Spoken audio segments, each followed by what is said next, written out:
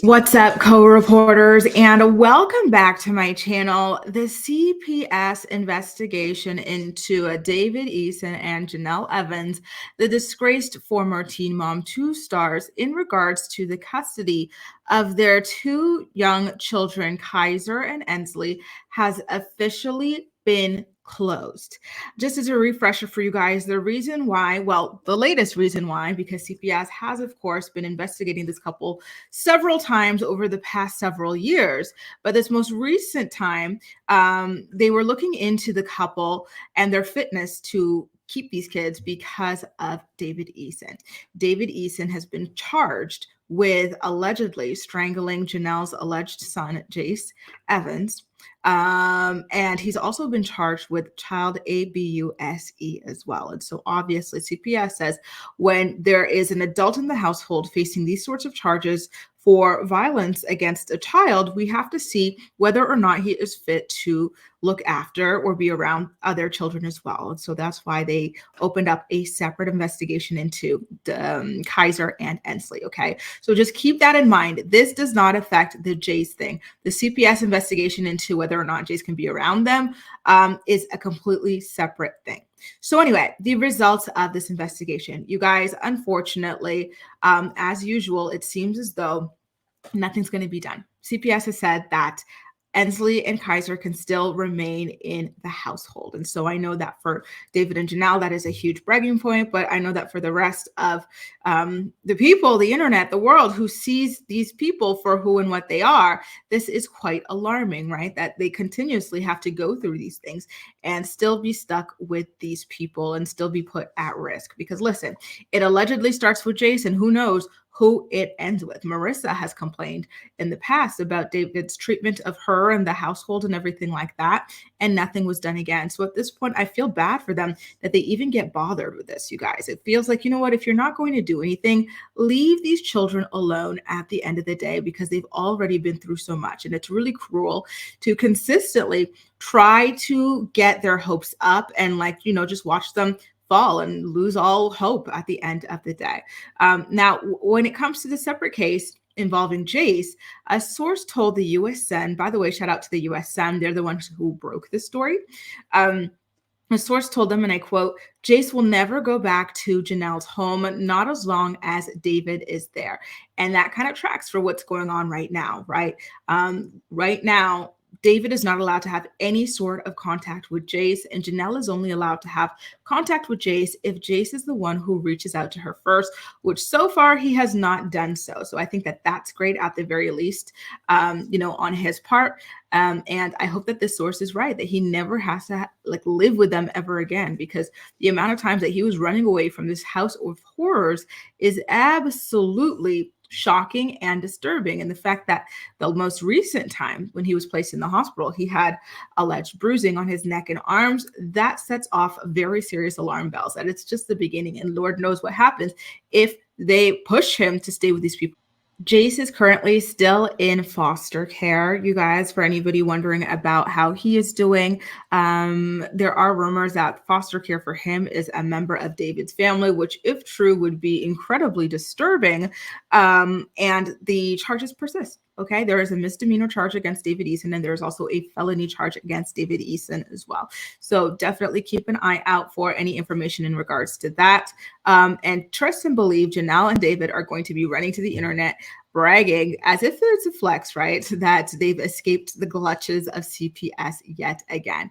They're not supposed to be talking about these sorts of things on the internet, but listen, the two of them have very, very big mouths, and they can't help but run to the internet anytime anything happens and hit us with a rant. So keep an eye out for that, because Lord knows it absolutely is on its way. Guys, are you surprised to hear that CPS has decided to allow these kids to stay in the home?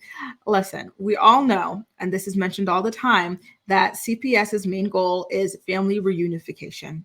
Right? Like, it is as traumatic as it is to be in a household like this, in an unstable and allegedly ABUSIVE household. It's also traumatic for children to be removed from their parents, right? So I don't know. From what I'm aware, CPS did order David and Jenelle to go to individual therapy. I don't know how many sessions. I don't remember. I feel like I probably reported on this in the past, but I know that they both individually had to go through therapy. I believe that they had to do parenting classes as well. So I'm hoping that with the help of therapy and with the help of parenting classes, that these two can improve and that they can shape up for their children. But unfortunately, I'm not holding my breath because the two of them have been very, very loudly anti-therapy and medication, and like things like that. Like they all think it's a bunch of woo-woo stuff meant to control you.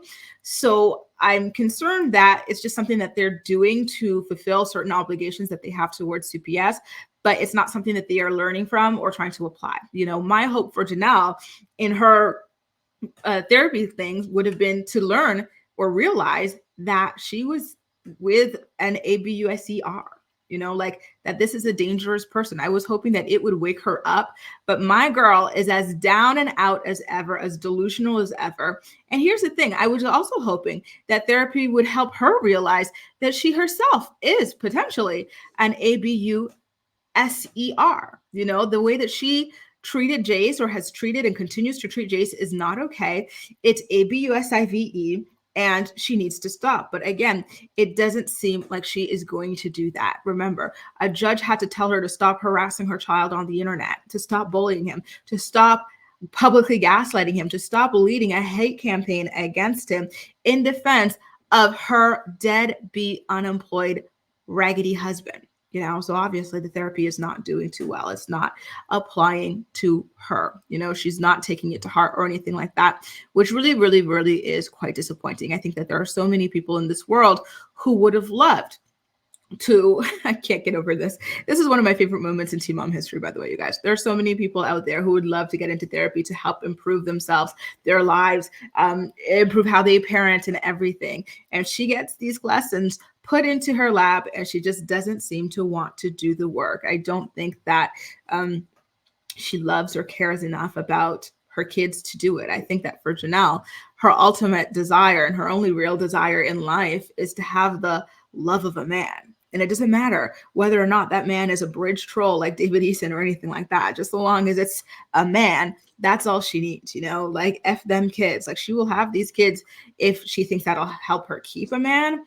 But does she actually care about these kids? I don't know. In my opinion, just based off the way that she hasn't really protected them over the years, every time David Eason has gotten the family into some serious trouble and into CPS issues, I don't think so. Okay? I really don't. But listen, I digress. I want to know what you guys think about all of this. It's just, as usual, it's disappointing. I'm really sad that these kids' hopes keep getting, brought up just to be, left fallen by the wayside. I really, really do feel bad for them. One thing I'm noting as well is that the article doesn't mention anything about Marissa being interviewed. Marissa is in her teens already. So maybe they're like, okay, like just let her ride out the last few years, but I hope they left her alone, y'all, because if they bothered Marissa again for this after what went down the last time, I would be quite disappointed for her. By the way, they said that Kaiser and Ensley were interviewed about 2 times, okay? So just an FYI for those of you who wanted to get that final detail. Okay, you guys, if you want more extra content, definitely make sure to hit that join button down below. I'm about to film a video for my channel members as well, but that's all for now. Thank you so much for watching, and I'll see you next time.